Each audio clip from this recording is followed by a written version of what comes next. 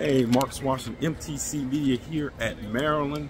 The Terps fall today to Marquette 78-74 in what was such an electric atmosphere for a November game. It's why more of these games need to be played as home and home and less of these games being played on neutral sites. This is an excellent win for Marquette because it is a true road game against a hostile crowd where you had to execute at the end. So for Maryland, they were led by Derek Queen's 24, Jacoby Gillespie's 24.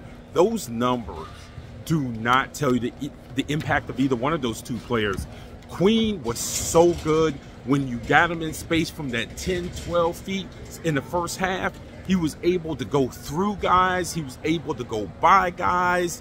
Just some good play designs by Maryland and by Willard's staff that gets Queen in space. Not too much space for his effectiveness, but in the right amount of space. And my goodness, he took advantage of it. And what Gillespie does, I think he gives you a lot of off-scripted, off-schedule buckets within the confines of the offense, within the being comfortable with doing it. It doesn't turn out to be volume shooting. I think it's more impactful to the team with the way he had to go and just get a bucket at times tonight. For Marquette, you know who I'm about to say. Cam Jones, 28 points with 4 rebounds. Let's not forget Stevie Mitchell's 18 points. And I thought that in the first half, Maryland did really, really good things. First of all, in the first half, they dominated the boards. I think they had a 19-12 lead. Turnovers got them in the first half. They had 9 in the first half. Maryland ended up finishing with 13, so they kind of cleaned it up. Late game situations, and that's what I asked Kevin Willard after the game about. Maryland is down. They force 2 turnovers. They get a 5-second call. They get a couple of 3-pointers, and next thing you know, it's a close game. It's a 1-possession game going down the stretch from Maryland. They had a chance to tie it. Deshaun Harris-Smith missed a couple of free throws there down at the end, and then Marquette made a couple of free throws on their end down the stretch to put the lead back up to 4. Couple of hidden things. Maryland burned their last timeout with 3:59 left on a ball on the floor that was a 50-50 ball. I know a lot of kids, a lot of times they see that and they call timeout because they think they're saving the possession, especially with the under 4 timeout coming out. And this being a 2- and 3-point game, you cannot burn your timeout on a 50-50 ball. And it's just a learning process of knowing to keep your composure in that setting, and that's not the time for that play.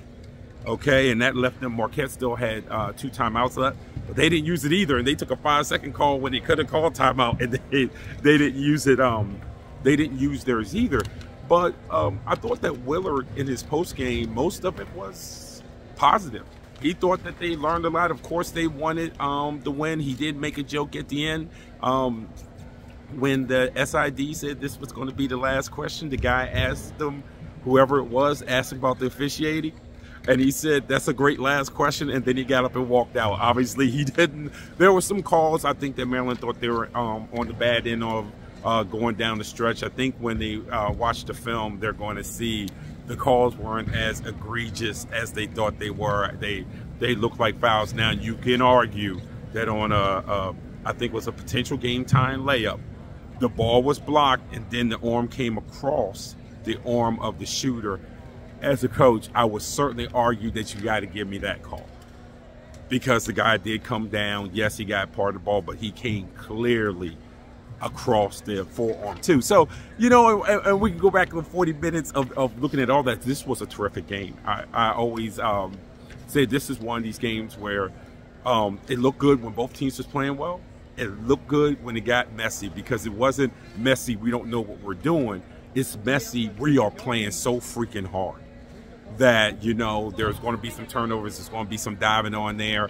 I thought Marquette did a terrific job on the offensive boards, knocking balls back out and those type of things that they did to preserve possessions. And for Maryland, hey, you know their strength this year.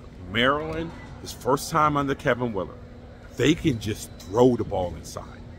Now, I know Juju only had 3 shot attempts. I think he didn't have any until the second half. I know he only had 3 shot attempts today, but he still had 10 rebounds. And Willard sort of spoke about it. This is what happens when the game is going the way it's going. Queen was having such a big game and such an efficient game, 9 for 13 from the floor. Jacoby Gillespie was having such a good game, such an efficient game, 10 for 17 from the floor with 4 for 9 for 3. There's only one ball and there's only so many shots that can go around in offense.